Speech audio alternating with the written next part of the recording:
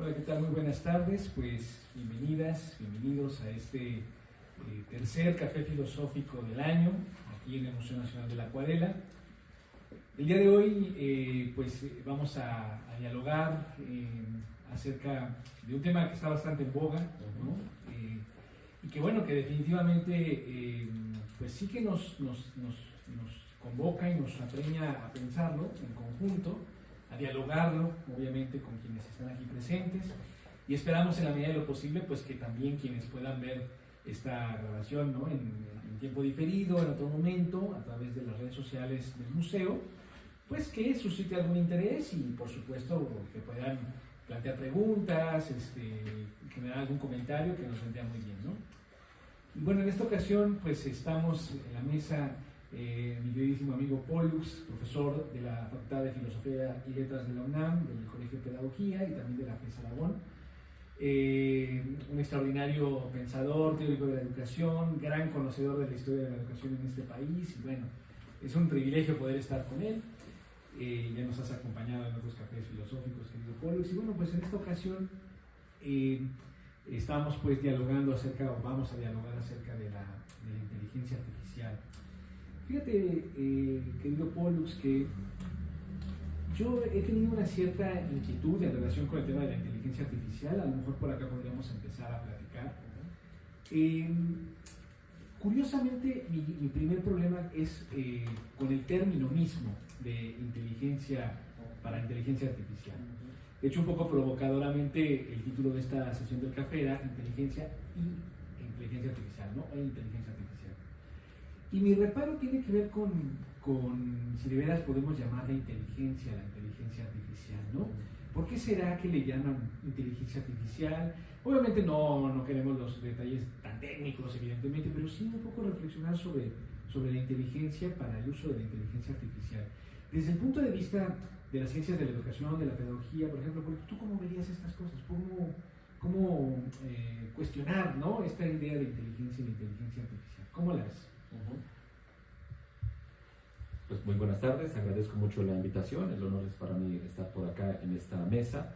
Y respecto al terreno educativo, habría que preguntarnos, por ejemplo, quiénes están hablando sobre inteligencia artificial. Vemos por ahí en internet un par de charlas patrocinadas por el Banco BBVA, por ejemplo, en el que ya a partir de ahí podemos preguntarnos a quién le interesa hablar de inteligencia artificial. Y aquí va una muy breve anécdota. El año pasado, cuando a los estudiantes se les pregunta, estudiantes de pedagogía míos, por un concepto de inteligencia, en sus trabajos traen, al menos eran 5 de un grupo de 27, exactamente el mismo concepto de inteligencia, lo cual eso ya nos hace dudar de qué tipo de inteligencia está detrás de los que hicieron ese trabajo, pero pusieron como referencia Iberdrola, ¿no? Es decir, a quién también le interesa que se hable de inteligencia artificial. Y ahí tenemos también un problema interesante, ¿no? Se nos ha dicho, ¿no? Se nos ha preguntado qué es la inteligencia dentro de este núcleo de la inteligencia artificial, porque aquí habría dos polos. Uno de ellos, un poco más apegado a Howard Gardner, ¿no? Que la inteligencia sería una toma de decisiones efectiva, ¿no? Eficaz. La resolución de problemas, que por cierto está muy cercana al concepto de competencias. Recordaremos que uno de los autores de ello, Perrenaud, decía que las competencias son la resolución de problemas en función de la utilización adecuada de recursos, ¿no? Y tenemos una compatibilidad entre la inteligencia y las competencias, parecería que es una efectividad elevada de las competencias de una persona. Ese concepto está bastante contagiado por el ambiente empresarial, del cual por cierto ya se ha hablado en las sesiones de inteligencia artificial ChatGPT, ¿no? Que tuvieron por acá. Esa sería como una beta, ¿no? La otra, que es por la que pienso que podríamos tener muchísimo en común, es desde autores a los cuales tiene que ver más bien con la comprensión. Y aquí quisiera recordar a un experto, un filósofo estadounidense, Nick Bostrom, que dice que por inteligencia artificial habría que entenderse como una tecnología que tiene cuyo fin la mecanización de la inteligencia. Aquí habría que preguntarse dónde están los límites de la imitación, porque se supone que la inteligencia artificial estaría creada, casi diríamos, a imagen y semejanza de la inteligencia humana, ¿no? Entonces, evidentemente que hay aquí incluso fantasías de creador y creaciones, ¿no?, detrás de ella. En el terreno educativo, hay problemas con nuestros estudiantes respecto al uso de pero no limitamos aquí a ChatGPT, ¿no? Porque pues algo de lo que nos muestran Nick Bostrom, por ejemplo, es que pues cuando queremos llegar a un lugar utilizamos justamente un GPS, ¿no?, un sistema de navegación.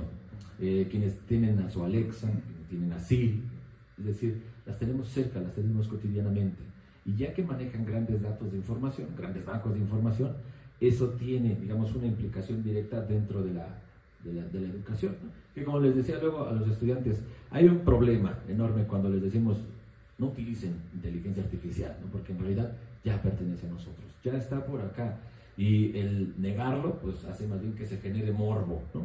Entonces, ese sería, digamos, un primer acercamiento. Si consideramos la inteligencia desde la raíz intelligere, tomar decisiones, pero con base en el uso de la comprensión, ¿no?, la comprensión, que es captar el sentido, ¿no? Habría que preguntarse si un sistema mecanizado puede captar el sentido, ¿no? El sentido, ese sería algo con lo cual para mí sería inherente a un concepto de inteligencia, es captar el sentido de algo, ¿no? Y bueno, ese sería otro punto, otra manera de poder entablar este diálogo contigo, Carlos, ¿no? O sea, podría entonces un instrumento mecanizado a imitación de la inteligencia humana captar el sentido de alguna actividad, ¿no? Porque son tres, digamos, son estos tres ámbitos en los que podríamos encontrar entonces esta inteligencia artificial, ¿no? Una entendida como una toma de decisiones centrada en el nivel práctico, otra que sería más bien centrada en la comprensión, y tal vez habría un punto intermedio que para mí todavía no sé si lo hemos encontrado o no, porque pues a mí me gustaría hablar sobre algo que casi no encontramos en los debates de inteligencia artificial, es el tipo de desigualdad social que pueden llegar a producir, porque si a algunos organismos internacionales les interesa hablar de tecnología, de inteligencia artificial, habría que preguntarse si dentro de nuestros contextos se puede generar este ambiente. Y además, en un artículo tuyo, Carlos, hablabas de todavía estamos en la etapa del furor. Todavía es el furor, todavía es la emoción exacerbada, ¿no?, por la utilización, por la familiarización con ello. Entonces yo veía ahí un primer acercamiento, ¿no? Muy bien, pues la verdad muy interesante este acercamiento, que además le has dado varias aristas, ¿no? O sea, sí, está el factor, digamos, de desigualdad social, está el factor también de políticas empresariales, por ejemplo, intereses capitalistas, podríamos llamarlos así, ¿no? O intereses lucrativos, sencillamente, ¿no? Obviamente en el terreno educativo, la emoción que puede suscitar entre los estudiantes, las estudiantes. O sea, hay varias vetas que evidentemente están presentes en este fenómeno, ¿no? Sí, y fíjate que a mí me ha interesado el tema de inteligencia artificial, aparte de todos estos aspectos que tú has muy bien enunciado, porque también me intriga un poco que haya una cierta idea, más o menos general, según la cual la inteligencia artificial en algún sentido imita la inteligencia humana, ¿no? Pues claro, una pregunta que uno se puede hacer es de ver cómo funciona nuestra inteligencia, como para que digamos que efectivamente la inteligencia artificial es imitación nuestra. Y claro, cuando uno rastrea un poquito de la historia de la inteligencia artificial, bueno, pues obviamente se va encontrando uno con básicamente proyectos que a principios del siglo pasado, siglo XX, eran desarrollos computacionales, ¿no? Evidentemente, digamos, estructurados a través de códigos algorítmicos, ¿no? Hoy también está de moda lo algorítmico, ¿no? Y claro, un poco parecería que la creencia era que la inteligencia humana era algo así como un proceso en donde uno recolecta datos, información como de afuera, eso que llaman de pronto en informática los inputs, o sea, literalmente la capacidad de que algo sea colocado adentro, ¿verdad?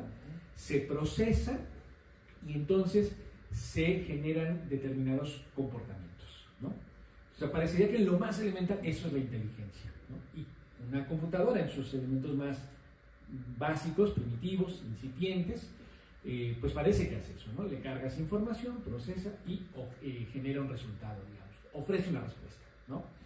Entonces dice, claro, esa es la base del lenguaje, del pensamiento, de la interacción, y bueno, esto se ha ido complejizando evidentemente y nos da la pauta para creer que estamos imitando la inteligencia humana.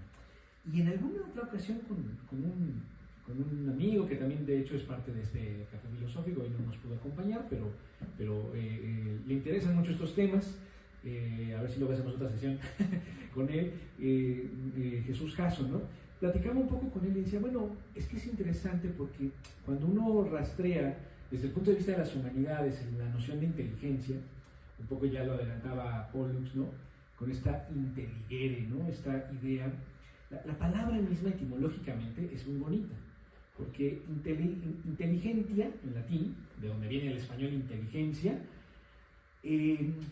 bueno, tiene una doble etimología, hay una especie como de polémica de dónde viene realmente, ¿no? Básicamente la idea es como captar, ser capaces de captar las relaciones entre las cosas, interlegere, o algo así como un procesamiento interno que tenemos todas y todos, como hablarnos a nosotros mismos, como una especie de diálogo interno, intus legere, esa podría ser otra etimología. Como sea, es interesante porque supone un poco lo que decías hace un momento, ¿no? Que es percatarnos, en ese sentido, ser conscientes de este proceso de comprensión y de asimilación. Y en esa medida juega todo un papel muy relevante la dinámica interna de la mente humana para poder hablar propiamente dicho de inteligencia. Y esa dinámica es la que, a mi juicio, en rigor no se ha logrado, y no estoy seguro de que algún día se logre replicar automáticamente y artificialmente. Por eso creo que la inteligencia artificial, estrictamente hablando, como que no es inteligencia, es más bien ciertamente un ejercicio de cómputo, un procesamiento muy eficiente, no lo vamos a negar, pero que en estricto sentido no implica una cierta toma de conciencia. Es decir, estas inteligencias artificiales que ahora incluso ya tienen nombre, ¿no? Alexa, Siri, por cierto, unas colegas, conocí a algunas colegas filósofas e ingenieras que llamaban la atención también desde el punto de vista de género, ¿no? Qué curioso que las inteligencias artificiales sean mujeres sobre todo, ¿no? ¿Por qué no son varones?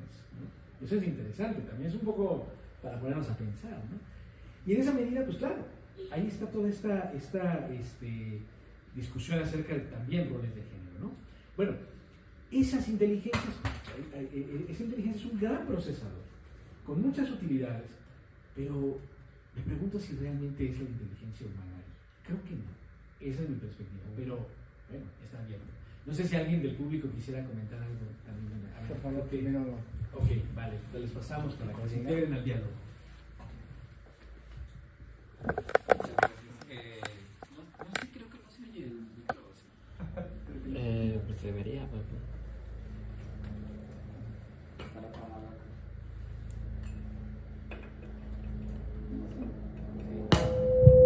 Ahí. Acá. Ahí sí ya se oye muy bien. Bueno, ahorita que estabas hablando, Carlos Pollux, muchas gracias por las reflexiones. Me parece que habría que pensar el término de inteligencia artificial porque eso que estaban apuntando los dos me resuena más a lo que Marcuse le llamaba razón instrumental, ¿no? Y de hecho la razón instrumental de Marcuse es una razón, digamos, que está deshumanizada, ¿no? Al final se termina deshumanizando. Y esta razón instrumental es podríamos pensarla como la causa, por ejemplo, de que alguien con mucho conocimiento de ingeniería pueda desarrollar una cámara de gas para matar al mayor número de personas en el menor tiempo posible y con los recursos mínimos. La administración de la muerte en los campos de concentración tiene que ver con la razón instrumental. Y creo que uno de los peligros, y que incluso los mismos creadores de las inteligencias artificiales se han percatado, es que esta razón instrumental artificial podría derivar en nuevas formas de dominio, de supresión, incluso de extinción, ¿no?, de lo humano. Y creo que ese es el peligro más latente. Pero efectivamente, no sé si eso llamarle inteligencia. Creo que no. O sea, en realidad la inteligencia humana respondería a algo mucho más complejo, ¿no? Porque no es solamente toma de decisiones o resolución de problemas o solo comprensión, es muchas otras cosas más que están en juego cuando alguien está ejerciendo la inteligencia, ¿no? Bueno, por ahí yo les dejo esa reflexión. Gracias. Pues que el panorama que nos pintan es un panorama negro para los defensores de la inteligencia artificial, porque está en consonancia con lo que acaba de mencionar mi colega Carlos. Estaba pensando en la inteligencia que se llama inteligencia práctica o inteligencia moral. No sé si esos sean dos términos adecuados para el comportamiento moral, que tiene que ver en consecuencia con una definición y una referencia a una práctica que no solamente es algorítmica, no solamente es de combinación matemática, sino que incluye valores. Esto no es propio de una inteligencia artificial, entrecomillando inteligencia artificial, ¿no? Inteligencia que en el ámbito empresarial la exaltan porque puede ser muy adecuada para calcular ganancias, ¿no?, para promover productos o para consultar acerca de la distribución de estos productos y el acaparamiento de mercados. Va en función de los valores empresariales de quienes utilizan esta maquinaria algorítmica. Entonces, la maquinaria algorítmica o la inteligencia artificial vista de esa manera no tiene que ver con la inteligencia práctica humana. O sea, un robot no va a preferir un valor u otro. Eso está fuera de su alcance, porque simplemente es un programa que maneja o combina datos en un banco colosal de datos y puede tener una enciclopedia cada vez más expandida de acuerdo a la alimentación que tenga de datos en Internet, pero no puede decidir valoralmente lo que es bueno y lo que es malo. Entonces, eso lo aleja y mucho de la inteligencia humana. Y para culminar, podríamos decir que se mantiene la inteligencia humana por parte de quienes diseñan y utilizan la inteligencia artificial. En esa relación de una inteligencia práctica que se define por una valoración o una comprensión de valores, como por ejemplo la justicia. O sea, ¿qué va a decir una máquina acerca de la justicia? Pues lo que esté en los datos que le han proporcionado de parte de los tutores de la máquina. Entonces creo que esas diferencias son básicas para hacer el contraste y la falsa analogía entre una inteligencia humana y una inteligencia artificial, y para prevenirnos acerca de los alcances de una falsa analogía que no son muy optimistas, ¿no? Gracias. Es que parecería que la justicia no puede ser confiable, ¿no? Bueno, la justicia justicia y muchos otros valores. No sé si pueden cuantificarse o incluso cualificarse dentro de una matriz o dentro de una escala. Está un poco complicado. Pero bueno, perdón. ¿Qué opinas tú?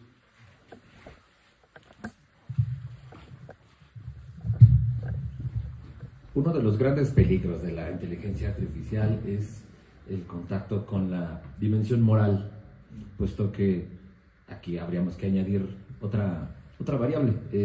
No todas las culturas conciben lo bueno y lo malo de la misma manera, no tienen los mismos criterios. De manera que esto sería también como para preguntar si serían más bien, en todo caso, los valores del creador me refiero al creador humano, no a Dios, ¿no? Aunque por eso les decía que había una suerte de fantasía también, de realización del creador en el creado, que si quieren podemos recorrer estos caminos de la literatura, ¿no? Frankenstein, el moderno Prometeo, puesto que ahí podríamos ver incluso un primer efecto destructivo, ¿no? Pesimista, ¿no? Porque si somos pesimistas sobre la inteligencia artificial, yo no sé si seamos los primeros. Parecería que habría un pesimismo ya anclado, una tradición anclada en esto, sobre todo cuando se piensan en estas utopías negativas, ¿no? En las que a mí se me viene a la mente, por ejemplo, de Francis Bacon, La Nueva Atlántida. No sé si eso podría ser un primer escenario de inteligencia artificial, porque Francis Bacon era un amante de la tecnología del siglo XVI. Además de que, como dijera un estudioso de las utopías español, Cottarello, muchas de las utopías que nosotros leemos de las clásicas, la de Campanella, por ejemplo, La Ciudad del Sol, o la de la utopía de Tomás Moro, que eran en realidad representaciones de europeos descubriendo América para sí mismos, ¿no? Entonces, este paraíso descubierto, en el caso de Francis Bacon, es la única utopía en donde gobierna eso que Carlos había dicho de la razón instrumental, puesto que la casa de Salomón es un mundo de aparatos creados para satisfacer necesidades que reducen el esfuerzo y que en realidad optimizan la conducta humana. La casa de Salomón tiene la peculiaridad, por ejemplo, de Francis Bacon, de haber hablado de objetos con alas que pasan de un punto a otro. Antes de que se inventase el avión, Francis Bacon ya lo había puesto en aparato, lo cual eso nos lleva a otra pregunta. Pensar la inteligencia artificial siempre nos lleva a hablar de futuro, y en el futuro hay que preguntarnos qué tanta cantidad de pesimismo o de optimismo podemos tener. Obviamente que podemos pensar en un punto medio, ¿no? Hay un punto medio sano de optimismo y pesimismo, pero ya que estamos adoptando una faceta pesimista, ¿no? Habría que preguntarse si esta inteligencia artificial contribuiría también a una fantasía del empresariado de querer sustituir a sus empleados humanos para que fuese más bien un empleado perfecto, un empleado ideal, una empresa en la que no hay faltas, en las que no hay problemas, en las que no hay conflictos, en las que ni siquiera hay necesidad de estar vigilando al personal, y todo sería una mecanización perfecta de la vida. Esto es una fantasía, esto es una utopía para los que dirían, esa es la estrategia perfecta para destruir los sindicatos, esa es la estrategia perfecta para destruir los recursos humanos, ¿no? Porque en realidad ya no serían recursos humanos, ¿no? Serían recursos artificiales, recursos maquinales, ¿no? Ya sería una dinámica totalmente distinta, ¿no? Entonces, no sé si quisiéramos, pasamos contigo, Carlos, o tenemos, no sé, más manos levantadas, o... Sí, en esto que dicen que la inteligencia artificial...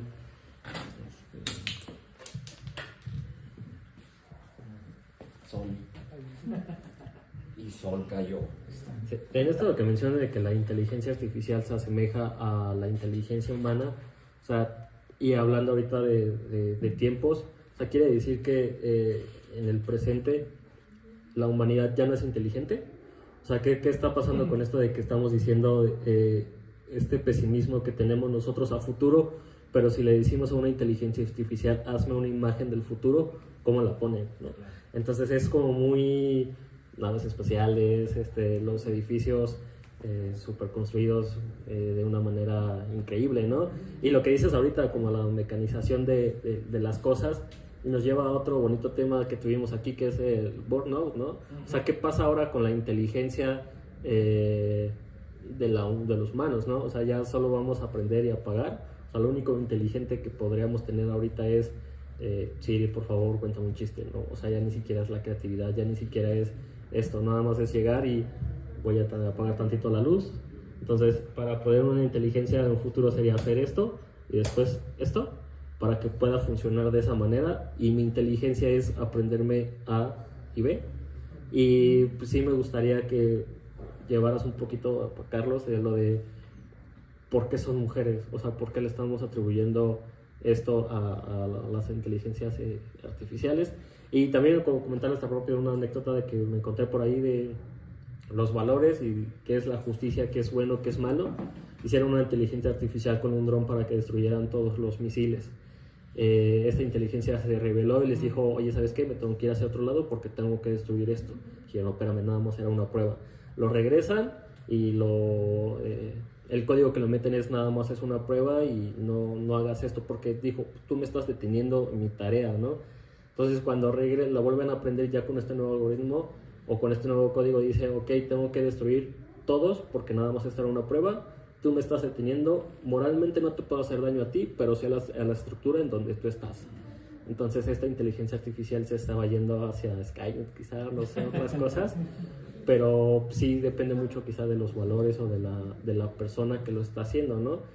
Y pues no sé si ya sea buen momento para meter legislaciones de la inteligencia artificial, tiene que tener algún examen psicométrico para poder que haga las cosas como bien, ¿no?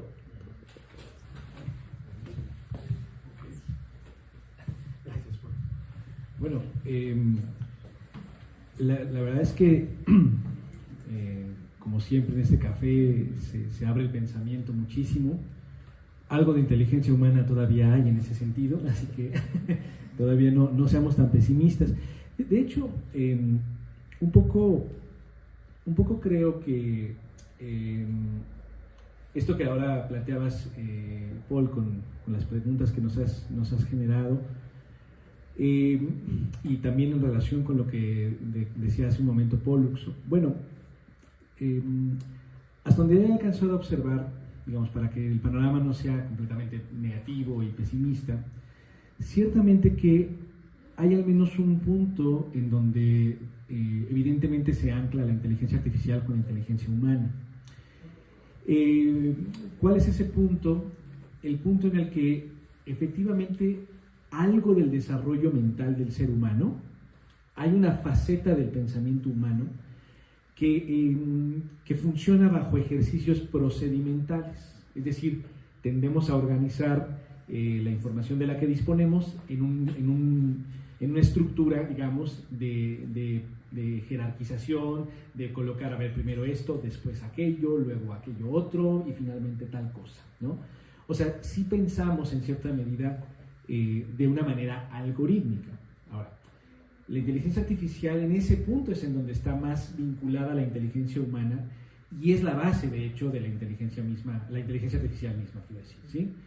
Lo que ocurre es que la inteligencia humana es mucho más que puro procedimiento algorítmico, porque a veces en esa organización que tenemos en nuestra mente alteramos algún paso o nos lo saltamos o modificamos, digamos, nuestras rutas de comportamiento en virtud de muchos otros factores, una emoción, por ejemplo, alguna creencia moral, alguna consideración de otro tipo. Incluso al dialogar con alguien más hace que uno pueda alterar su manera de organizar la mente. Y esto de la organización mental es una cosa que a veces hacemos de manera deliberada. O sea, por ejemplo, cuando hacemos un plan para ir a viajar a algún lado o para tomar un curso o lo que sea, deliberadamente hacemos planes. Pero hay ocasiones en las cuales no somos tan conscientes o tan claramente explícitos en el plan que vamos a llevar a cabo, como cuando uno se despierta y hace su rutina diaria sin ya pensar si está siguiendo una agenda, simplemente lo hacemos. En ese sentido, ya hemos estructurado nuestro mundo secuencialmente, pero ya lo hacemos de una manera como muy inmediata, digamos, ya sin reflexionar demasiado al respecto. Entonces, esos modos de organizar el pensamiento o el intelecto humano, en efecto, son los que tiene la inteligencia artificial. Ahora bien,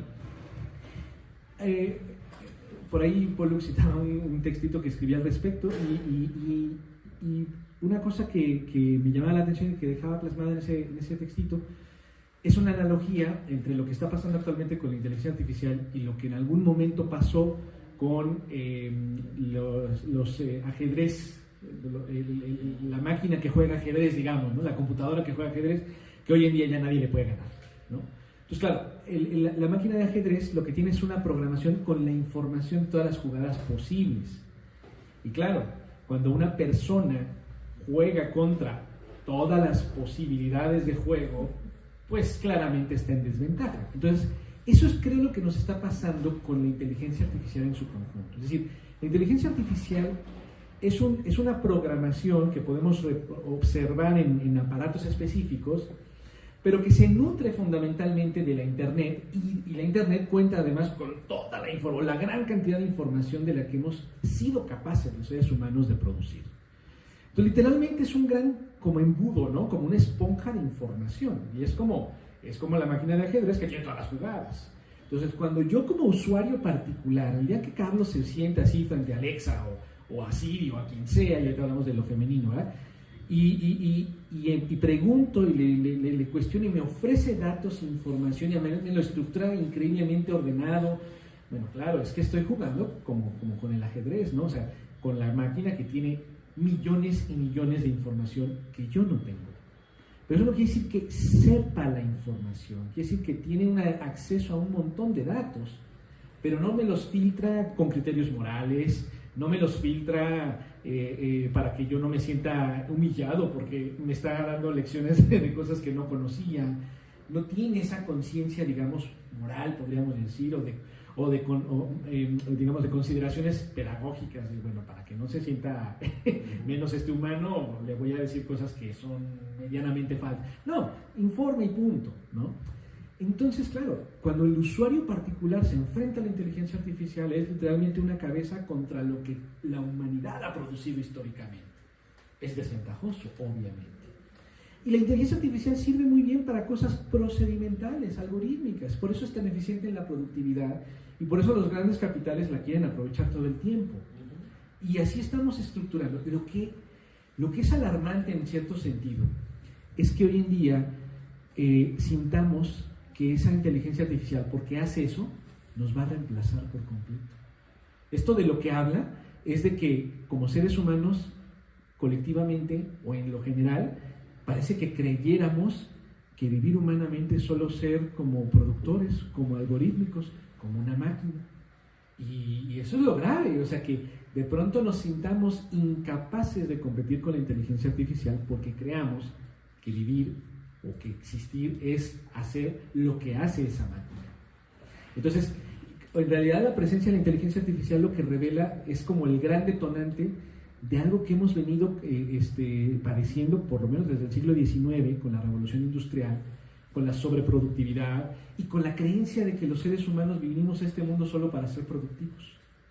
Entonces, claro, tenemos ahora un recurso que es hiperproductivo y entonces nos preguntamos, ¿ya se acabó la humanidad? Esto nos lleva a pensar, esa es la idea de humanidad que teníamos, ser solo productivos. Por eso estamos, yo creo que en crisis en gran medida. Y pues no, somos mucho más que pura productividad, ¿no? Me parece, ¿no? Y en ese sentido, bueno, y ya por último lo que decía Paul, ¿no? La pregunta es, bueno, ¿y por qué serán mujeres? Dicen los psicólogos, porque obviamente también hay cosas de psicología para ver cómo debe engancharnos el aparato a los usuarios.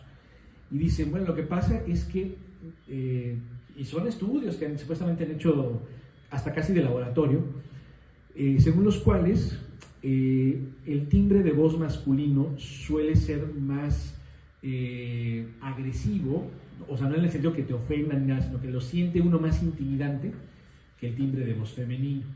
Y hay un montón de teorías psicológicas al respecto, ¿no? Desde que, claro, como por ejemplo uno es más afín a la madre que al padre, ¿no? Que el timbre de voz de las mujeres, algunos han estudiado hasta la voz en términos de decibeles, ¿no? Son decibeles un poquito más agudos, por lo tanto más cálidos, digamos, para el oír. Entonces emplean ese tipo de justificaciones para determinar que Alexa, Siri y cualquier otra inteligencia artificial tenga una voz femenina y no una masculina, para sentirse más en confianza. Y es una estrategia que, más allá de explicaciones psicológicas, tiene que ver más bien con estrategias de mercadeo. De esa manera justifican que por ello compran más ese tipo de aparatos y por lo tanto nos engarzan en ese sentido. Entonces es entre una cosa medio extraña, medio de prejuicios de género, de roles de género, ¿no? Pero también con un cierto matiz lucrativo, evidentemente, porque al final del día lo que buscan es que uno esté enganchado y consumiendo, ¿no? Y que naturalmente no nos preguntemos cada vez que de pronto nos asalta la duda, pues si la inteligencia de veras se reduce a lo que hace la inteligencia artificial. Y en ese sentido, pues sí, nos hace sentir como desplazados, ¿no? Bueno, es un poco, no sé, ¿cómo lo ves tú, querido Pollux?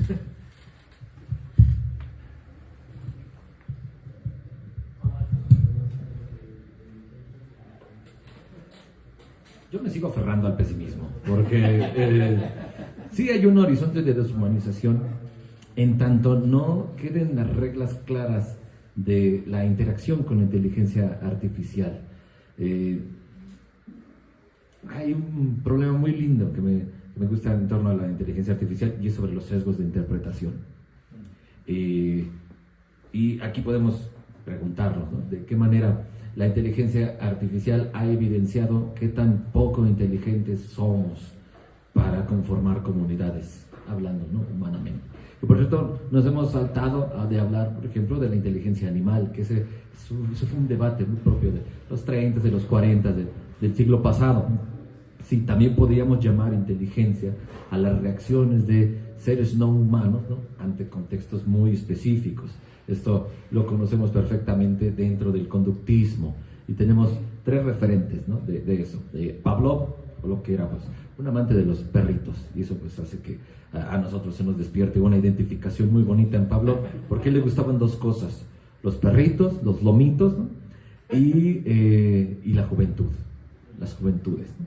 Entonces, dentro de estos dos polos, Pavlov, que era un científico ruso muy disciplinado, conocemos perfectamente el mecanismo del condicionamiento, ¿no?, en el que aislando las glándulas salivales, ¿no?, los conductos salivales, cuando se activaba una respuesta para el perro, se vinculaba con el obtener alimento, ¿no? Que por cierto, eso siempre nos hace preguntar, se los digo yo a mis estudiantes, de qué manera a veces condicionamos incluso a nuestros amigos, a nuestras parejas, ¿no?, a nuestros vecinos, ¿no? Porque algo que nos muestra el conductismo es de que estas reacciones nacemos en ellas, ¿no? Nacemos en un entorno ya de condicionamiento y que, bueno, cuando uno ya llega a la universidad, pues uno se comienza haciendo esas preguntas, ¿no? A veces un poquito antes, cuando tenemos profesores que toman distancia de estos condicionamientos, pero muchos se los encuentran ya hasta la universidad, ¿no?, cuando nos preguntamos a qué tanto nos hemos condicionado y si en realidad nuestro concepto de inteligencia ya está de entrada condicionado. Porque parecería que tendríamos estas definiciones a la carta para decir qué es inteligencia y qué no es inteligencia, ¿no? Cierro con Pavlov. Reflejos condicionados es un texto hermoso en el que concluye que sus investigaciones no aplican a humanos, porque los valores, ¿no?, el nivel axiológico, no tiene la misma compatibilidad en el caso con los perritos. Y aún así, Pavlov fue un amante de los perros porque cuando tuvo una inundación horrible, él tenía dos, hablando de inteligencia, nada más que bonito, tenía dos opciones: salvar sus descubrimientos, que equivalía a salvar años de su investigación, o salvar a sus perritos. Y lo salvó a los perritos. Ese concepto de inteligencia a mí me agrada mucho, porque se inclina más, no tanto a la toma de decisiones, sino a la valoración de la vida animal, ¿no?, por encima de la jerarquía académica, ¿no? Con lo cual, pues esto ya también nos hace preguntarnos qué tipo de inteligencia tenemos dentro de estos ambientes institucionalizados, porque para algunos la inteligencia podría ser un enemigo de la institucionalización. Después de todo, la vida institucionalizada nos lleva a crear rutinas, a adoptar figuras de autoridad, y ahí eso choca justamente con el concepto de inteligencia, no porque sea algo inherente a la vida institucional, ¿no?, sino porque tenemos aquí la conformación de estos hábitos, ¿no? Y la conformación de hábitos cuando se han mecanizado, ahí entramos a terrenos de deshumanización, ¿no? Ahora, ese es uno. El otro para recordar, ¿no? No soy psicólogo, pero el conductismo es algo que a mí me gusta mucho. Me han condicionado, ¿no? Así que digo, eso para los que estamos en pedagogía, tenemos que pasar por psicología de la educación, entonces ya uno de repente tiene ciertas reacciones, ¿no? ¿Es hablar de conductismo o no? Entonces, ahí está, ¿no? Estamos como conejillos de indias, ¿no? Toda la vida. Además, estos estímulos los tenemos todo el tiempo en la escuela, ¿no? Profesores que dan estas notas, alumnos que necesitan tener este reconocimiento y que se sienten a veces en una tensión terrible cuando no tienen la calificación esperada, ¿no? Y hablando de estas diferencias de contexto, ¿no? No es lo mismo tener una calificación dentro de carreras como medicina a pedagogía, ¿no? Porque a veces en pedagogía, a los que no sepan, somos medio bonachones.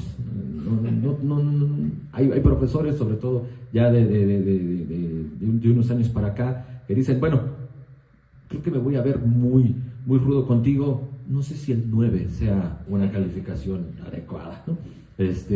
Cosa que acá la tradición es antigua. Samuel Ramos, por ejemplo, él decía que ponía 10 a todos, ¿no? O sea, ahí está, para que vean que no es reciente, ¿no?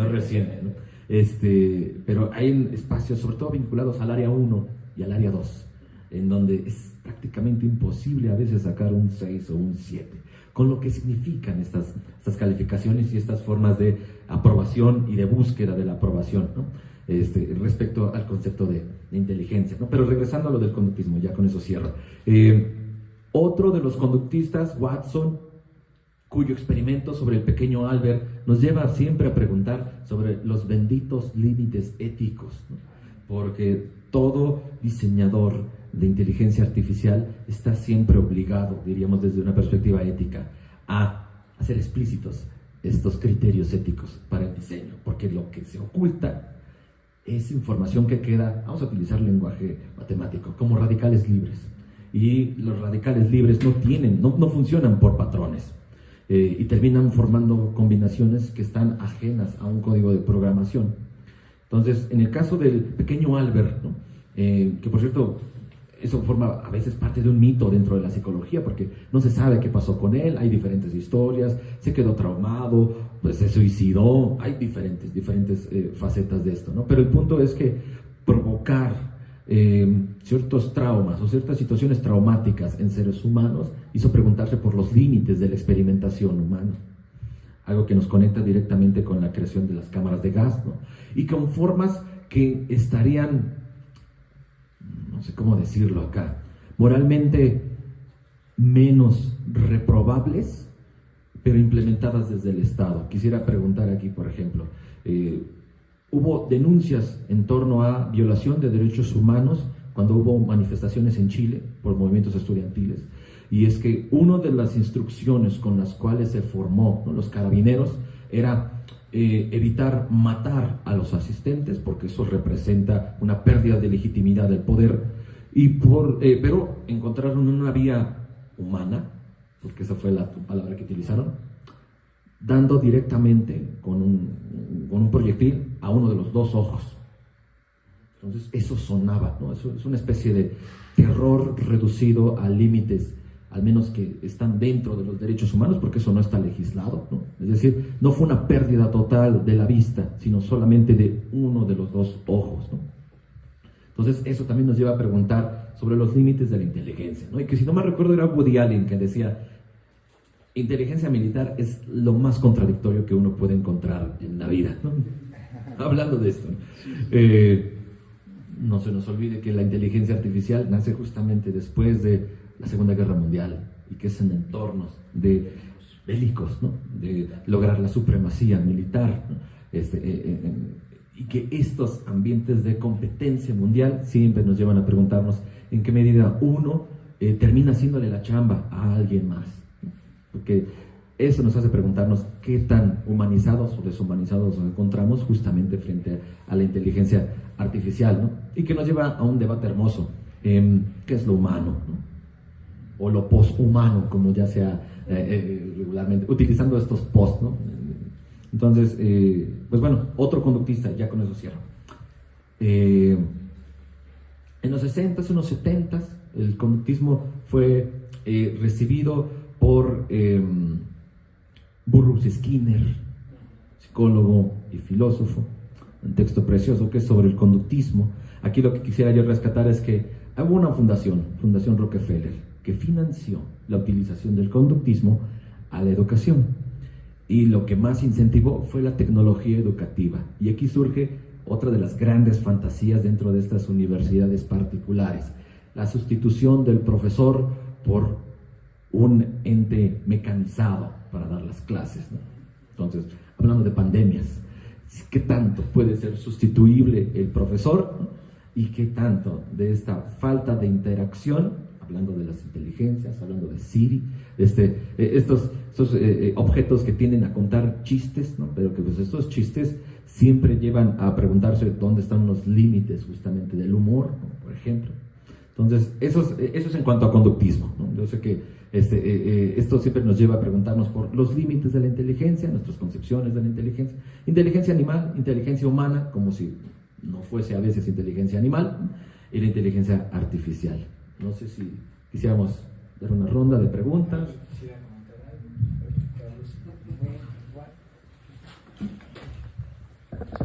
Bueno, a mí me resuena mucho lo que dice Pollux, porque mi madre es psicóloga y pues yo soy hijo del conductismo, ¿no? Literalmente. Y claro, uno de los grandes debates era los límites de cómo se ejerce el conductismo. Pero a pesar de todo, el conductismo sigue funcionando, ¿no? Sigue muy, muy vigente por lo menos en esta línea de terapia cognitivo-conductual, ¿no? Ahí está muy clarito que no se puede como evitar. Pero yo me quedaba pensando ahora con esto que decían de las inteligencias artificiales, que a lo mejor ya desde antes se estaba como desarrollando y creando este concepto de la inteligencia artificial, porque uno de los conceptos más utilizados, al menos en la Facultad de Contaduría y Administración, es el concepto de inteligencia emocional, ¿no? Que a mí francamente me parece un parche, porque incluso hay algunas investigaciones, me he encontrado con algunas investigaciones que dicen que la inteligencia emocional no existe, que todas estas inteligencias o esta clasificación de las inteligencias lo único que hace es como fragmentar la inteligencia, pero que la inteligencia siempre es un todo, en realidad no se podría como fragmentar, ¿no? Siempre está pasando todo esto al mismo tiempo. Y con lo que decían ustedes al respecto de esta cuestión empresarial, pareciera que siempre se ha querido crear este concepto de inteligencia artificial para lograr la eficiencia. De alguna manera eso podría, y nos hace sospechar, como decía Carlos, que el trabajo se ha convertido en una cuestión automática.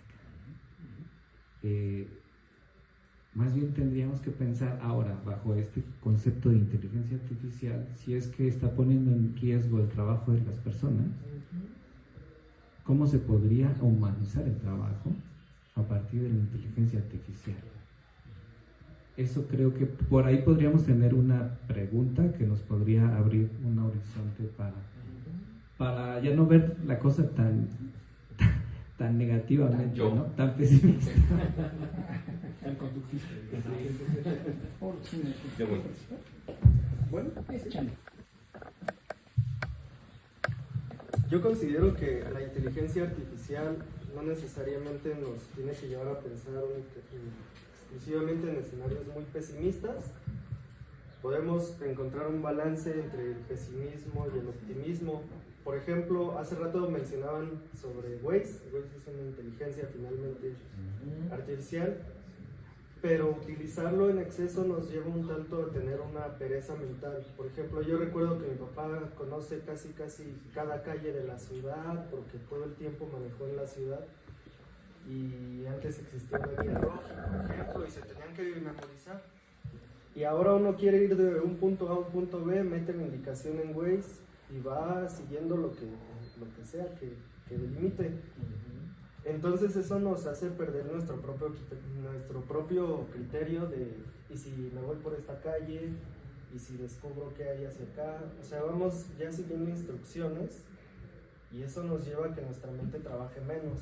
O por ejemplo, si necesito entregar una tarea y se me olvidó y es un domingo en la noche y ya nada más le digo a ChatGPT, hazme este ensayo, pues voy a cumplir, pero finalmente me generé más pereza mental. Entonces sí tiene un aspecto malo el uso de las inteligencias, incluso en algunos trabajos, por ejemplo, trabajos donde el humano pueda ser desplazado, pero no creo que esto esté del todo mal. Por ejemplo, hay trabajos mecanizados que podrían desaparecer, pero si finalmente logramos que todo ese tipo de trabajos mecanizados sean sustituidos por máquinas, nosotros como seres humanos tendríamos más tiempo de hacer actividades humanas, no sé, salir a caminar mientras una máquina está produciendo por nosotros todo ese tipo de actividades. Y pues eso, finalmente siento que hay aspectos muy negativos y aspectos muy positivos en el uso de la inteligencia. Muy bien, buena participación. Yo creo que tú decías algo, Pablo, acerca de la regulación. Eso es muy difícil, ¿no? O sea, ¿cómo regular el uso de la inteligencia artificial? Porque se está hablando también de un horizonte psicológico en el comportamiento humano. Y los psicólogos en psicoanálisis o la vía psicoanalítica, pues hablan de un inconsciente. ¿Cómo trabajar ese inconsciente? La palabra misma es muy terrible porque quiere decir que hay una zona oscura, invisible, que gobierna nuestra voluntad, ¿no?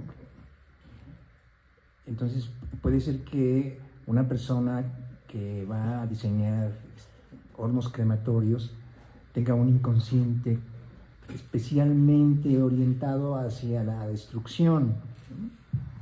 Y entonces a lo mejor la psicología psicoanalítica diría que existe una patología y que normalmente esa patología no la capta el consciente individual. Bueno, la máquina no tiene traumas, ¿no? Ni tampoco ha vivido una infancia de abandono o de agresión, ¿no? O una adolescencia en donde está buscando su propia identidad, esa inteligencia artificial, ¿no? Quien tiene esas etapas vitales o evolutivas es el individuo que usa la máquina, ¿no? Pero puede ser que el individuo que usa la máquina sea un criminal, ¿no? En potencia quizás, ¿no? Sin saberlo, ¿no?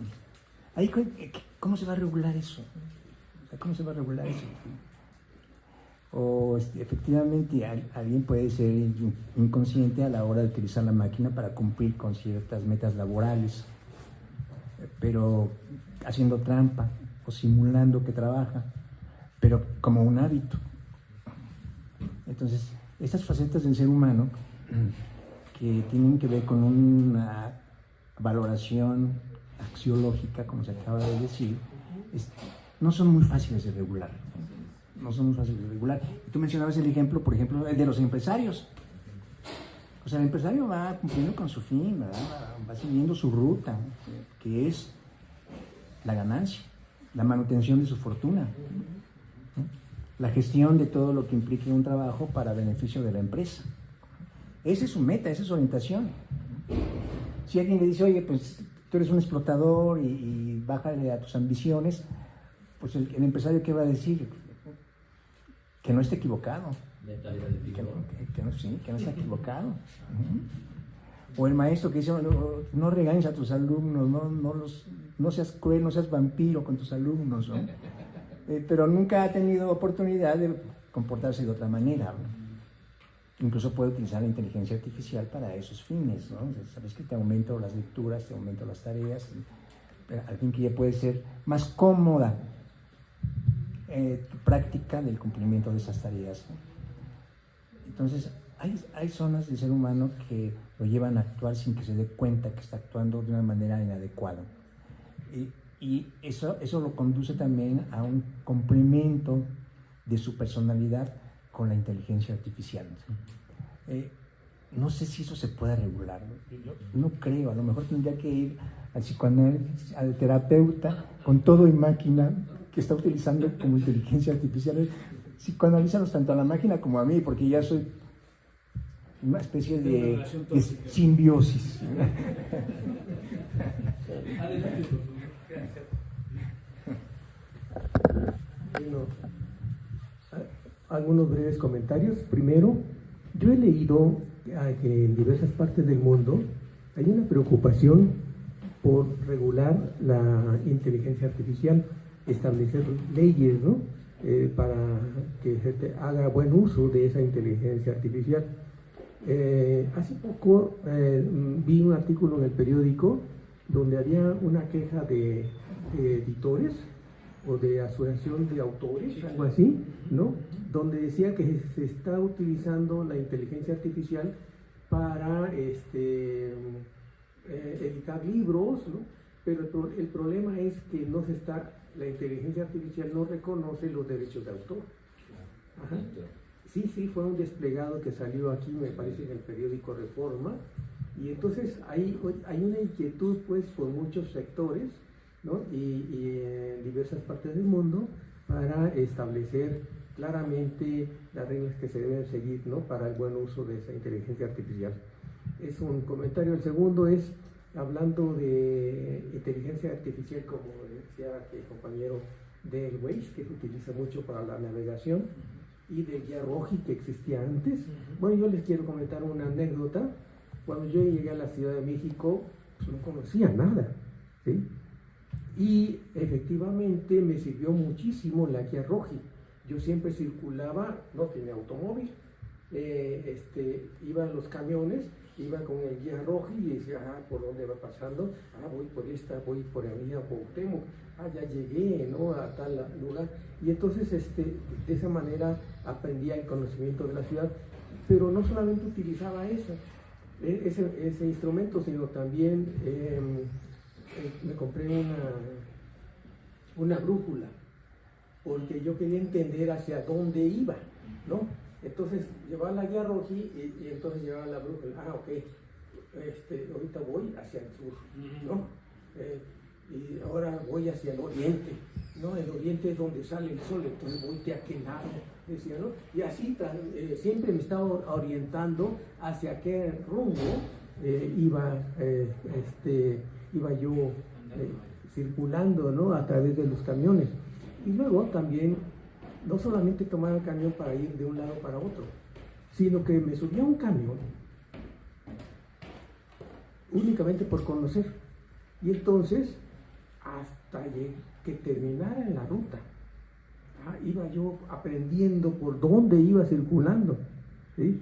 Y luego tomaba el camión de regreso, de nuevo, para ir aprendiendo únicamente de la ciudad, ¿sí? Por dónde circular, cuáles son las calles, Oriente Poniente, Insurgente Sur, por ejemplo, es la más grande de la Ciudad de México, ¿no? Que atraviesa y tiene una orientación de norte a sur, ¿sí? Eso para mí era muy importante saberlo, ¿no? El viaducto Piedad es de Oriente Poniente, ¿no? Es como la cruz, ¿no? De la ciudad, que divide los puntos cardinales, ¿no? Y tan es así que a veces lo tomaba a cualquier hora, y una vez tomé un camión que iba hacia la colonia Olivar del Conde o Alfonso XIII, y resulta que ya no había camiones de regreso. Entonces, y como no tenía yo dinero, era pobre en aquel entonces, bajé caminando. Yo vivía en Tacubaya. Bajé caminando desde Alfonso XIII o Olivar del Conde hasta Revolución, y Revolución caminando hasta Tacubaya, ¿no? Entonces, en otra ocasión me pasó que me quedé dormido, tomé el tranvía que iba a Ciudad Universitaria, ¿no? Y llegué a la terminal y dije, bueno, voy a esperar a que salga el otro. Y me dijeron, ya no hay tranvías, ¿no? Ya no hay de regreso. Entonces, otra vez, Ciudad Universitaria, caminando hasta Tacubaya. De esa manera también aprendí y conocí la Ciudad de México, ¿no? Gracias. Bueno, ahorita Carlos mencionaba que cómo se humanizaba un poquito más la inteligencia artificial, creo yo con la inteligencia emocional, porque a dónde nos lleva todo esto, pues al reconocimiento quizá del ser, del cuerpo, de todo esto, ¿no? O sea, porque si hablamos un poquito sobre el regreso al tema del burnout, ¿qué es lo que está pasando con estos trabajadores? Obviamente tienen un sentido de depresión que es quizá tristeza o quizá otro tipo de cosas, ¿no?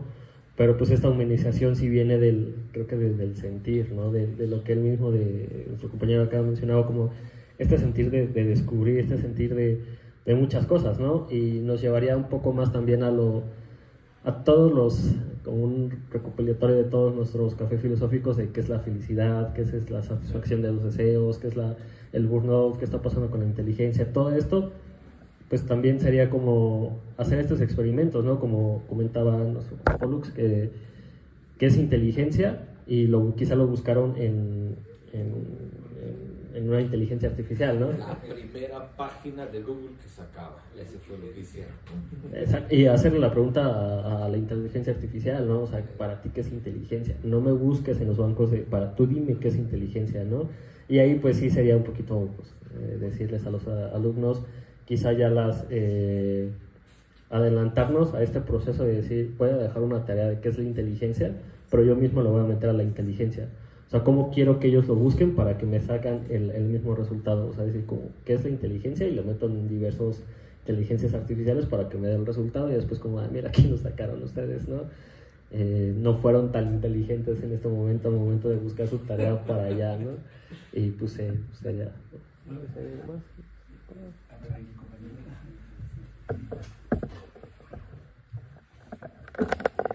Pues yo quería decir que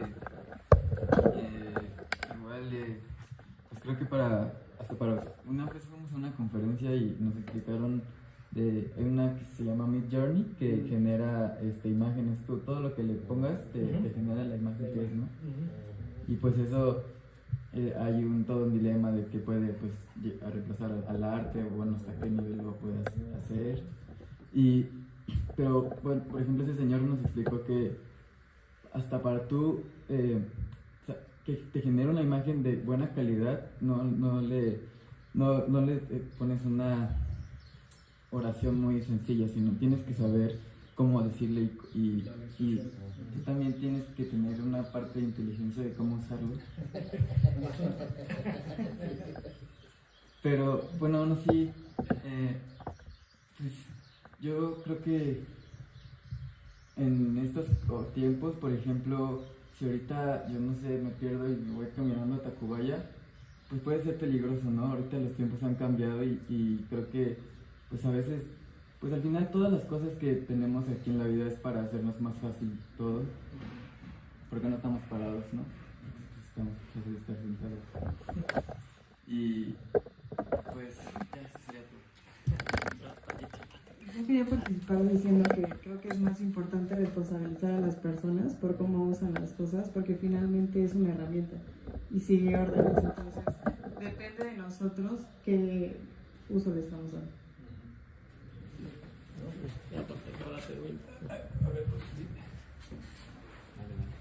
Lo que mencionabas del arte, vamos a hacer, bueno, yo llevo la difusión aquí del museo, vamos a hacer un pequeño experimento, porque hace un año hicimos del Museo Week, participamos, que es la semana del museo, y se hacen como temas, y el año pasado fue de inteligencia artificial, y sí nos llegó un comentario así súper largo que debemos estar en contra de la inteligencia artificial, ¿no? Así como ustedes como artistas tienen que hacer esto y eso. Y también los debatimos, eso, ¿lo podemos utilizar como sectario? ¿De qué manera lo vamos a utilizar? Y ya haciendo un experimento para que no nos ataquen en redes sociales, lo que voy a hacer es darle la misma instrucción a un artista y a la inteligencia artificial para hacer la comparativa de lo que se está pasando, ¿no? Sí, y ahí otra vez se involucra la inteligencia emocional, ¿no? O sea, el artista en qué punto de su vida está para poder hacer lo que se nos está requiriendo, y la inteligencia artificial en qué punto de versión está para que pueda hacer lo que nosotros estamos solicitando. Entonces, pues por ahí chequen las redes de lo que vamos a hacer de este experimento.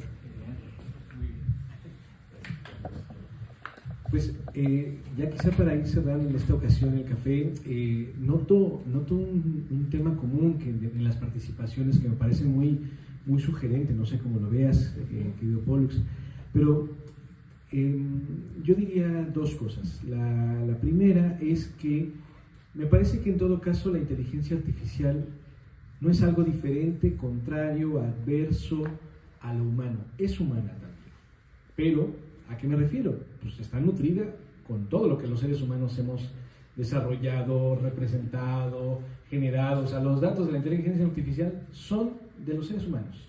Y en esa medida, su madre nutricia, vaya, ¿sí? Pues es la humanidad. Entonces, ahí tenemos algo que decir. Ahora, creo que también hay algo interesante que ha salido a colación. Nos lo decía nuestro compañero, hay lo positivo y lo negativo, la regulación que mencionaba José Alfredo, el cómo se movía literalmente, ¿no? En la ciudad, nuestro colega también, pero también lo que decían por acá, ¿no? Al final del día la cuestión es que como que recae todo sobre el usuario, no tanto en la máquina, y es verdad, creo que ese es el hilo común. Es decir, curiosamente necesitamos legislar los usos que hacen los humanos sobre la inteligencia artificial, no es legislar a la inteligencia artificial per se, porque la inteligencia artificial es amoral. O sea, la inteligencia artificial no actúa ni procede emitiendo juicios morales. ¿Será bueno hacer esto? ¿Será nocivo hacer lo otro? Podría, y de hecho ha sido así en algunos ejemplos y ejercicios, se le puede dotar de una base de datos para que si se le coloca un dilema moral, sea capaz de ubicar cuál es ese dilema y cuáles han sido las respuestas más probables de resolución. Y nos daría la impresión de que está reflexionando moralmente la máquina, pero en realidad no lo está haciendo, porque no tiene esa capacidad, que esa sí es humana. Por eso es cierto, ¿no? Ahora que nos decía nuestro compañero, ¿no? Bueno, pues es que yo le digo al güey si me puedo guiar, es cierto, ¿no? Me hicieron recordar con esos ejemplos. Hay un diálogo de Platón, ahorita no viene a cuento cuál ni nada, pero interesante es que la discusión estaba acerca de la utilidad o no de la escritura, de saber escribir. Y Sócrates, el gran filósofo, estaba en contra de que escribiéramos, ¿sí? Él mismo era ágrafo, era muy congruente en ese sentido. ¿Por qué estaba en contra de que escribiéramos? Porque escribir hace que te relaje la memoria. Escribir, para no olvidar, es no ejercitar la memoria, te vuelves perezoso, eso decía Sócrates. El Fedro, exactamente, ¿no? Y cuenta el mito del dios egipcio, de Zeus, ¿no? Y tal, exactamente, ¿no? Entonces, ahí está interesante la cosa, porque uno podría plantear este asunto, ¿no? Yo ya no uso el guía Roji, sino Waze, claro, pero alguien todavía más antiguo, ¿cómo que usas el guía Roji? O sea, por favor, con que tú ubiques el sol, sabes dónde está el sur, el norte, el este y el oeste. Claro, o sea, no tendrías ni que usar guía Roji. Eso ya también es una decadencia, podrían pensar algunos, ¿no? O usar brújula inclusive, que impide pensar que esté mal polarizada y tú vas hacia el norte creyendo que estás al norte y en realidad estás yendo al sur, pero porque está mal imantado, suponiendo que sea de imán la brújula, ¿no? Entonces, bueno, claro, hay una postura que sugeriría que el uso de ciertas tecnologías nos vuelve endebles o nos atrofia incluso. Soy de los que cree que no es tanto que nos atrofie, quizá no lo ejercitamos. Dijiste algo muy importante, ¿no? Como nos hace perezosos. Claro que sí. Nos pasa a menudo cuando tenemos, por ejemplo, que sacar la cuenta, vas a un café, restaurante, te vas a echar una chela con el amigo, te dan la cuenta, y ni tardos ni perezosos sacamos la calculadora, no empezamos a hacer el cálculo mental. Uno podría decir, ¿por qué hacemos eso? La calculadora nos ha atrofiado, podríamos decir. Y en algún sentido es verdad. No practicamos eso. Hay muchas nostalgias, por ejemplo, antes usábamos agenda, nos aprendíamos los números telefónicos de memoria, hoy no lo hacemos. Bueno, claro, pero lo mismo pasa porque hoy no sabemos las tablas de logaritmos, por ejemplo, no algoritmos, no, logaritmos, ¿no? No sabemos hacer eso si no es con la calculadora. Entonces, no es tanto que la tecnología sustituya ciertas habilidades lo que la hace lamentable, terrible o problemática. Es más bien el que decidamos no querer emprender una relación con la vida más dinámica, más activa y en ese sentido creativa, ¿verdad? Que lo que nos permite la inteligencia artificial o la tecnología en su conjunto. Por eso, claro que está en esta aplicación que mencionabas, colega, también está DALL-E 2, ¿no? O DALL-E 2, que igual hace unas imágenes increíbles, ¿no?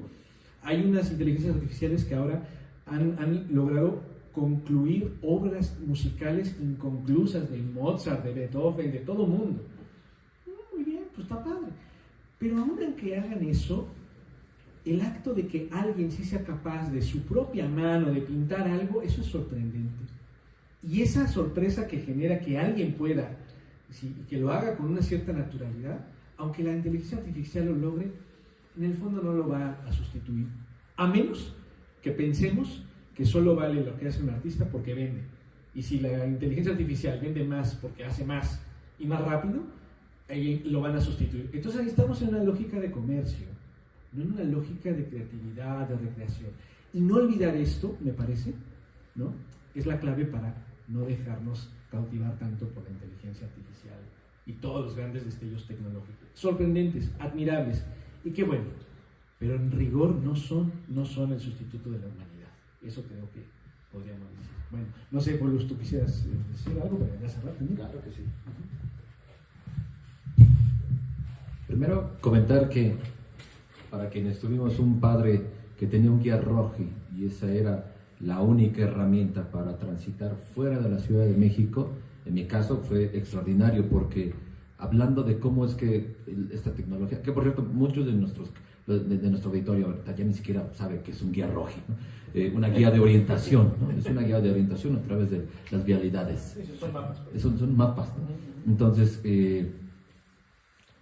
yo recuerdo que algo de lo que hacía mi padre después de los viajes era hacer dos cosas. Uno, hacer anotaciones con lápiz cuando había una ruta que estaba detenida o en construcción o que había un camino más rápido. Es decir, esta tecnología había una suerte de apropiación, que ese sería el siguiente paso para la inteligencia artificial. De qué manera esta se debe de concebir como perfeccionable, porque habría una suerte, miren, yo no sé si esta palabra tal vez me la voy a inventar, no sé si es una suerte de equivofobia, miedo al error, ¿no? Puesto que la intención de la implementación de la inteligencia artificial es siempre reducir los errores humanos, ¿no? Hay preguntas que se lanzan públicamente diciendo, ¿preferirías que si tuvieses la oportunidad y, paréntesis, el alcance económico para ello, que fuese un médico humano o un médico de inteligencia artificial quien te realizase una operación quirúrgica?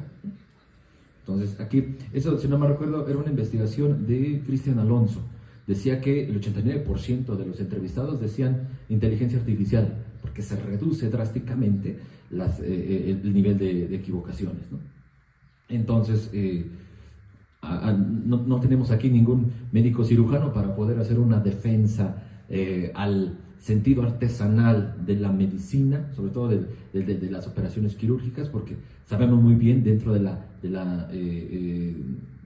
este ámbito, ¿no?, en el que se requiere una técnica, un cuidado, una precisión, ¿no?, en el uso del instrumental, pero también un ejercicio muy importante de la memoria, ¿no?, puesto que también nuestros amigos médicos tienen una gran capacidad para almacenar un montón de información, ¿no? Entonces, ese es uno respecto al guía Roji. Y hay otro detalle muy lindo, porque pues es algo que se me quedó impregnado. Detrás del guía Roji, sobre todo en las últimas ediciones, estoy hablando de finales de los 90, principios de los 2000, habían unas rutas recomendadas. Y dentro de estas rutas recomendadas, cuando mi papá me decía, mira, ¿qué notas en todas ellas? ¿No? Yo no notaba absolutamente nada, por supuesto. Pero me decía, siempre te mandan por la de cuota. hablando de este guía Roji, porque eso implicaba preguntarse por los sesgos que conlleva crear guía Roji. Ahora, ya cerrando mi participación respecto al psicoanálisis, porque nos decía el profesor Torres, ¿no? Parece muy difícil, casi imposible encontrar estos resquicios para poder desregularnos, ¿no? Deberíamos de preguntarnos dentro del terreno de la inteligencia artificial de qué manera podemos también ejercitar la desobediencia, ¿no?, organizada ante la inteligencia artificial, ¿no?, válvulas de escape a la presión social para poder establecer una vinculación personalizada con la inteligencia artificial. Recuerdo que algunos de los primeros memes que se hacía sobre las búsquedas de Google en adultos mayores era aquellos que siempre iban con un saludo, ¿no? Buenos días, Google, busco tal cosa. Entonces era hermoso, porque eso hablaba de la concepción de las relaciones humanas y de querer extender a las tecnologías, ¿no?, esto, ¿no? Entonces, hablando de psicoanálisis, el inconsciente es irregulable. El inconsciente es una dimensión desconocida que, pues diría Freud, sobre todo un Freud medio determinista. En los primeros 2 años se forman nuestras estructuras psíquicas, en gran medida que en el resto de nuestras vidas podemos encontrar un desarrollo de estas estructuras psíquicas. Estructuras psíquicas que eran de 3 tipos. La neurosis, aquellos que hacen una obediencia de la ley, tal cual, ¿no? Los perversos, que son los que saben salir de la ley, no saben encontrar su propio camino, y los psicóticos, ¿no?, que ellos, ya que no tienen un contacto directo con la realidad, pues hay lo que llama Freud un aplanamiento del placer. Entonces, en función de estas 3 estructuras, podríamos decir que habría también 3 tipos de inteligencia. Aquellos que obedecen, ¿no?, la obediencia en función de estos mandatos implica un acto de inteligencia. Habría quienes, en torno a este pensamiento divergente, como dicen, ¿no?, algunos de nuestros psicólogos, Howard Gardner, el pensamiento divergente siempre busca vías distintas, y que, por cierto, ese es el fundamento de la creatividad. Y que las 3 Cs, ¿no?, según un experto en inteligencia artificial que fue presidente de Google China, Qian Fu, decía que había 3 Cs, obviamente que las decía en inglés, ¿no?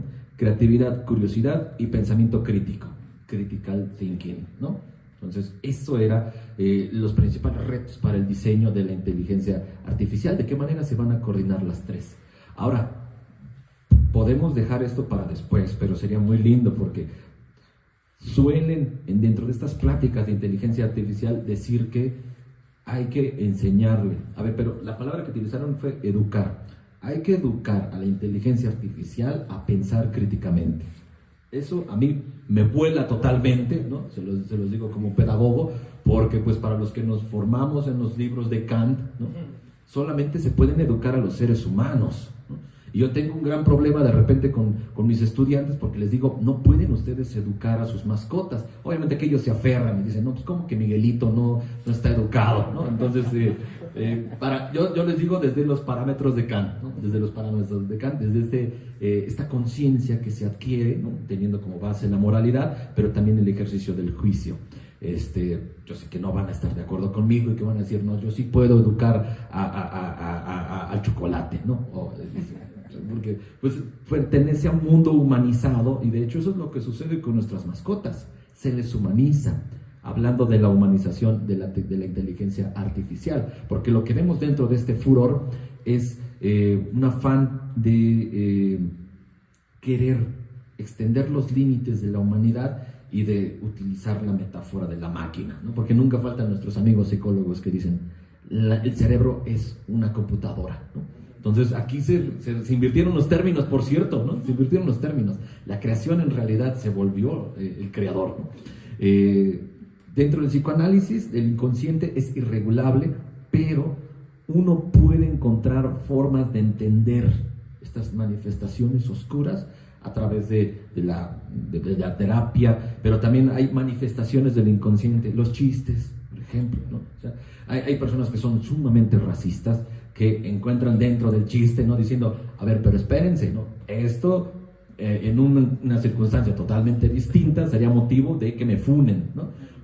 Pero siempre está esta latencia, ¿no?, sobre la utilización del humor negro o de chistes que suelen ser incorrectos en el momento, en el contexto determinado, ¿no? Recuerdo un colega, por cierto, que cuando pasó lo de los 43, había un terrible chiste hablando sobre la desaparición de los jóvenes y él quería provocar risas, pero yo le decía, este no es el momento para decirlo y no sé cuándo lo sea, ¿no?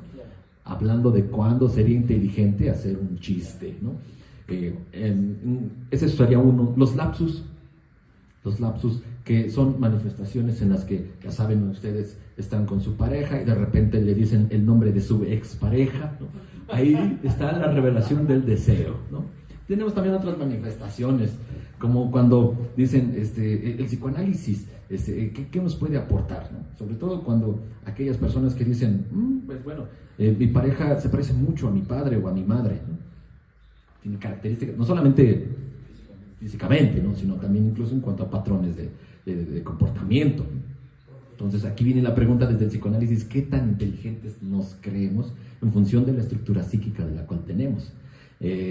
Sería interesante abordar esto, porque hablando de arte, ¿qué es aquello que nos haría comprender más estas manifestaciones? Pues es justamente el símbolo, ¿no? Decía, es más, si no me recuerdo, es Arte y Poesía de Heidegger, ¿no? ¿Qué es lo que determina que algo sea arte? Pues es justamente el símbolo, ¿no? Un signo que une, que congrega significados. Y ya con esto cierro. Hablando de estas imágenes creadas, ya ven que estuvo hace poco la moda coquette, ¿no? Que es poner moños, utilizar colores pastel, sobre todo rosas. Yo quería si no me acuerdo fue a Dalí, le dije una imagen de Rousseau coquette. Entonces, para los que me siguen en Facebook, ahí podrán encontrar esta imagen de Rousseau coquette, ¿no? Que pues obviamente tiene toda la intención, porque para quienes hemos leído el Emilio, el último libro, no habla muy bien de las mujeres, hablando de cómo es que a veces la inteligencia artificial podría estar reproduciendo estos prejuicios sexogenéricos, ¿no? Y pues por eso era mostrar un Rousseau distinto, ¿no? Pero pues la imagen que produjo en realidad se parecía más a Kant, frente amplia, frente de filósofo, como decía José Gauss, ¿no? Hablando de cómo es que la ambigüedad, ¿no? Cuando hay ambigüedad, la inteligencia artificial parecería estar programada para cubrir estas lagunas, ¿no? Entonces, eso nos lleva también a preguntar hasta dónde los límites de la inteligencia artificial se le puede exigir. Entonces, ya con eso, pues, también quería prácticamente cerrar con esto, y que habría que estar atentos con la utilización de la inteligencia artificial, porque en tiempos electorales y sobre todo cuando se proponen nuevas adecuaciones a la educación, ya saben cómo son nuestros amigos panistas, ¿no? Todo se resuelve con tecno, como dijera Vicente Fox, ¿no? No nos referimos al género musical, obviamente, sino más bien a que todo se resuelve con tecnología, con computadoras. Entonces, así como tuvimos una enciclomedia, así como tuvimos tablets, quién sabe si el día de mañana la panacea para llevar a cabo una reforma educativa, ¿no? Totalmente ultraconservadora, sea la implementación de la inteligencia artificial. Y bueno, no sé si quisiéramos cerrar con ello, dar otra pauta. Pues, yo creo que vamos a ir cerrando, colegas, y en efecto, pues como verán, es un tema amplísimo, no se acaba naturalmente, hay mucho que decir, hay mucho que seguir pensando. Creo que tenemos bastante inteligencia para seguirlo haciendo, además. Artificial. Y artificial también, sin duda. No, pero en realidad yo creo que ciertamente hay algo de lo que decía Pollux que rescataría muchísimo. Lo dijiste de pasada e implícitamente, me parece. El error humano hace que nuestra inteligencia sea tan peculiar. Y la inteligencia artificial no tiene eso, no sabe errar y no sabe que está errando, a menos de que le digas, y tampoco tiene una conciencia clara de que erró, sabe que no tuvo datos o la respuesta